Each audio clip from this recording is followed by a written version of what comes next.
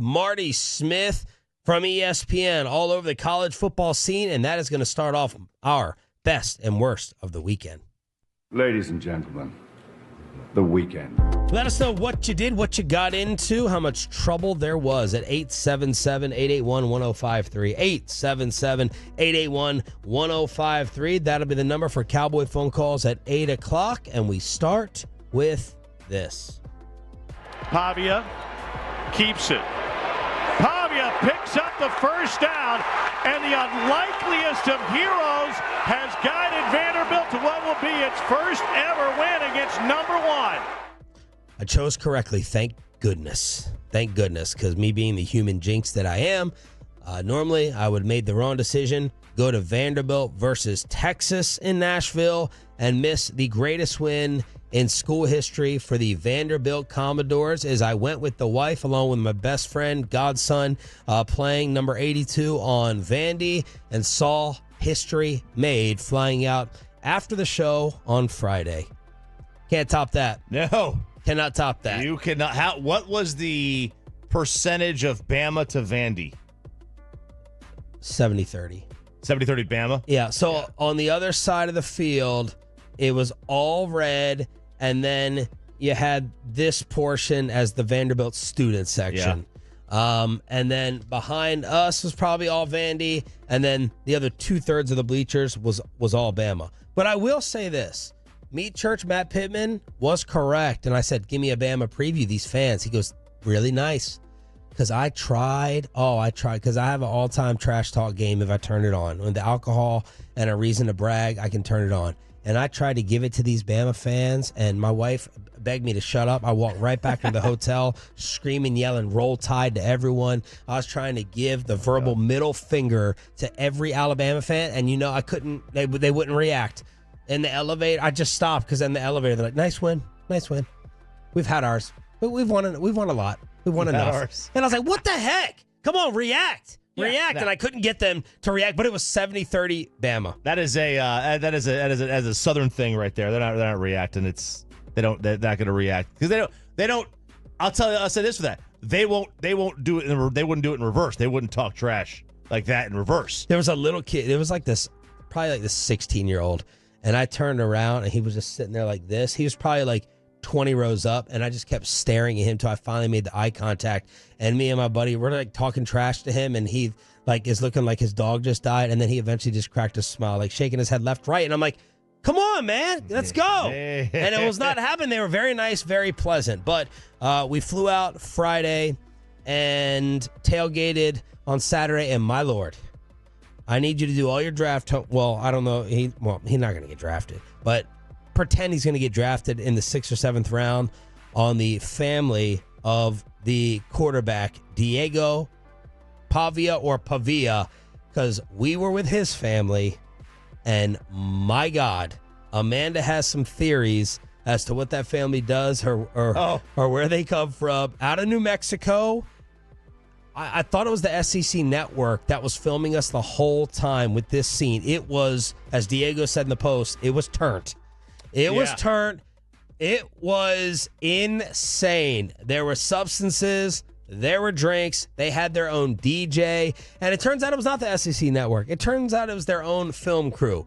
The mom was dressing the part like a SEC an SEC fangirl out there. Shout out to Tasha Dallas Tolo with her kid on the team. But it was a sight. My wife was in awe, jaw on the ground with the Pavia family. Rolled 60 deep for their kid, who's a dog. He's a college football dog, undersized, coming over from New Mexico, just a gamer. That's what he is. And I tried to find their offensive coordinator on the field afterwards when we stormed the field to tell him, this is your Belichick Buffalo Bills moment with this offensive game plan that you called, with not being scared in the right moments, the 4th down bomb that they threw, the 3rd down conversions, knowing when to throw, knowing when to run, not risking anything too crazy, the brilliant time of possession, managed the game. This was no fluke. This was no bounce of a ball. This was 42 minutes of possession for Vanderbilt. They went up 14-0 and just trying to hold out to storm the field and go down there. It was it's an all-time memory. You obviously did not head into this game thinking Vanderbilt was going to win. Right. I thought they maybe could cover. What? It was like a 22-point spread. 22-23. At what point in this game did you think it's at least possible they could win this game? And at what point did you think they're going to win this game? Did you not think they were going to win it until it was like game over? Yeah, not till like the final Bama drive was done. Okay. You know, because like they're Milrose still making big time throws down the field. And you don't want to jinx anything. I wasn't trying to say anything. Look, I wasn't worried about that. I was worried about resuscitating my wife. My wife, this lame old woman that I married, I had to talk her out of leaving the game at halftime.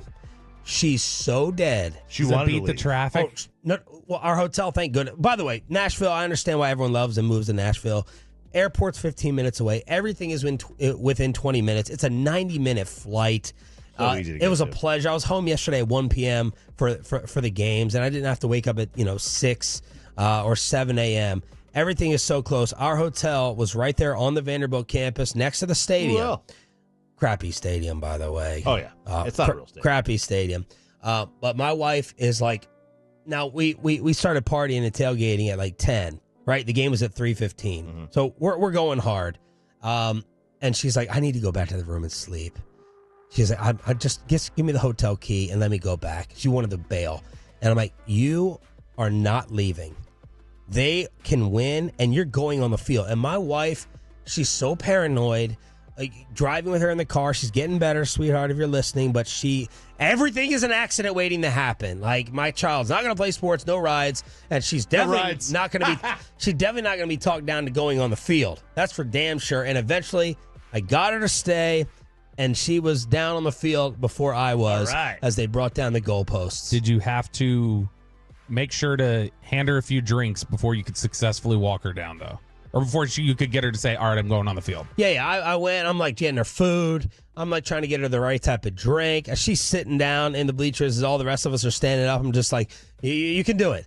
You can do it, Mom. I wondered when you were popping up on TV, I was like, why is Amanda not in any of these shots? Because she was on the floor. It's because she was sitting. Was this your first time rushing a field? Me? Yeah. Yeah. Rushing I didn't. an orderly single file line. Yes. Look, man, I'm free at 42 years old. All I cared about was getting that girl on the field. We're not going to be the first 3 rows or 4 rows. Let the kids rush down there. As long as my wife was going to go down. Now, my boy Jake, whose son plays on the team, Bryson, number 82 tight end, he left all of us, left his wife and family, and he got down there in the mix. As you saw him behind the quarterback with the interview that went viral. This is Pavia, the quarterback, dropping the bombs on national TV. God gave me a vision when I was a little kid, and he don't let back any promises. It's God's time. Like, I'm super thankful for guys like Eli Stowers. Man, that kid's incredible. The rest of our team, look at this. Daddy, we're apart. To the right of him in every single shot, that's my boy Jake, who got into the post-game interview somehow, some way, jumping like he actually played. Had to be in it. He had to be in it. He had to be in it. He was down there early, but Bobby and some toes got one of the shots on me. My mouth was agape on television, like, oh my God. I think it was the 4th down touchdown bomb. That's the look. Which Amanda was in the bathroom for. She came back. She's like, I heard an explosion. Like, what was that? I was like, that was the crowd, dear. That's what happens at a big-time sporting event. Yeah. That look you gave, that's the look a girl gives when she sees 10 inches. That's that look. I don't know what that means. That's like, oh, whoa, what was that? Look at what this is. I mean, they never have beaten a top 5 team ever. No, they're it's a stepchild. It's a great. You could not write this script of this game. Bama just took over the number 1 team in the nation. Yep. They had just beat Georgia. There's no rhyme or reason to this. There's no rhyme or reason of how Vanderbilt could remotely have been not win the game, in the game. First time an AP number 1 lost at least a 3 touchdown favorite since 2008 when USC lost to Oregon State as a 25-point favorite. Who was the running back that day for Oregon State? Atlanta Falcons. That would be TJ Duckett. Jaquiz Rogers. I don't know. Yeah. Jaquiz Rogers. That was my next guess. So we went down there on the field, and then they get up on the goalposts.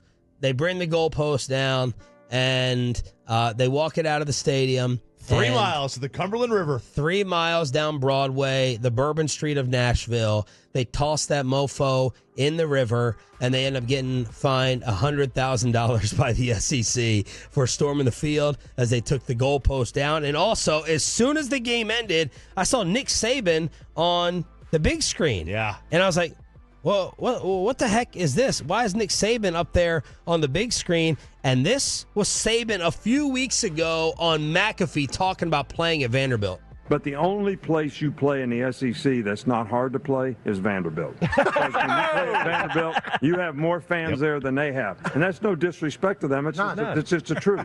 I mean, he's not wrong. It is. He's not wrong. Yeah, but you also can't say that's no disrespect to that. I mean, it kind of is. It kind of is. Not to the players. It's more to the fan base. They don't have a fan base. Oh, no. The fans, they were weak. I mean, I was sitting there as a nut job, like I was a college freshman, like, get up, like, turning around, like, get the hell up, it's third down. It's like I was at a Ranger game. Yeah, I was like, these are some Dallas fans right here.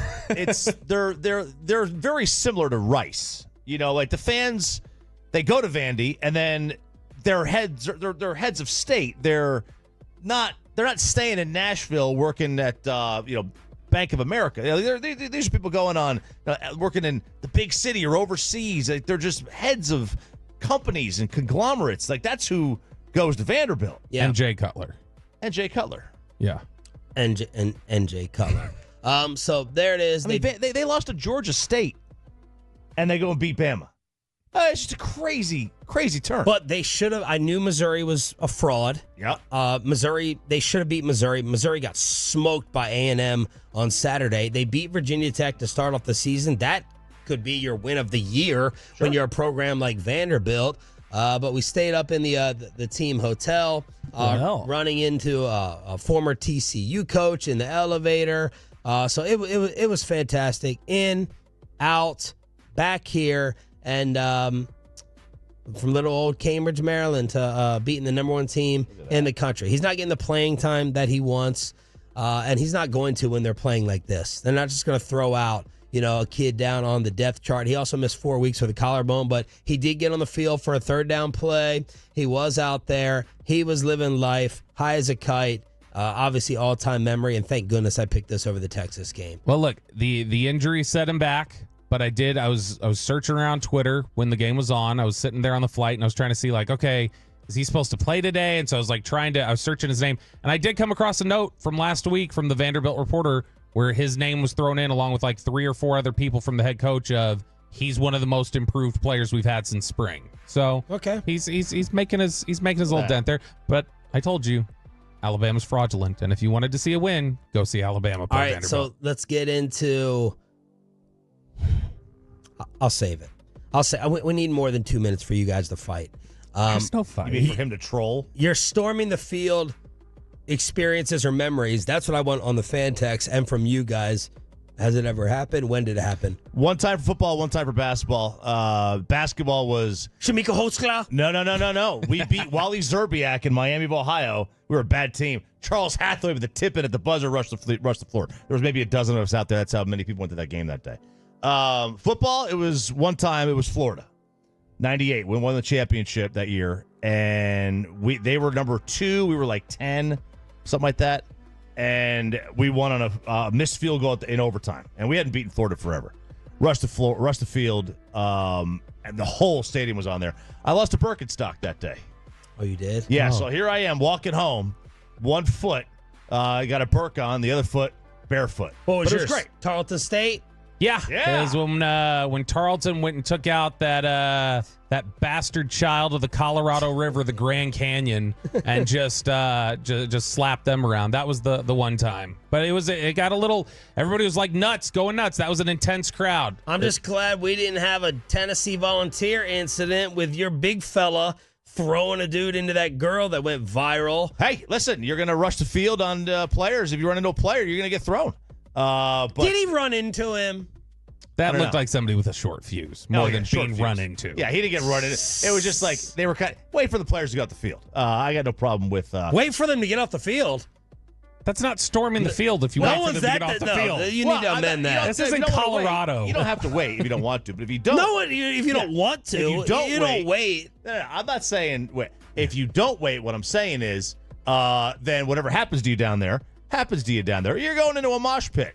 You know, when you go to a mosh pit at a Korn concert and you happen to headbutt somebody else and you're knocked out with a concussion. I mean, you can't get mad at the other guy. Best and worst of the weekend here on Shan and RJ with the commercial-free expressway. And thanks to everyone for the well wishes as the Vanderbilt Commodores take down mighty Bama.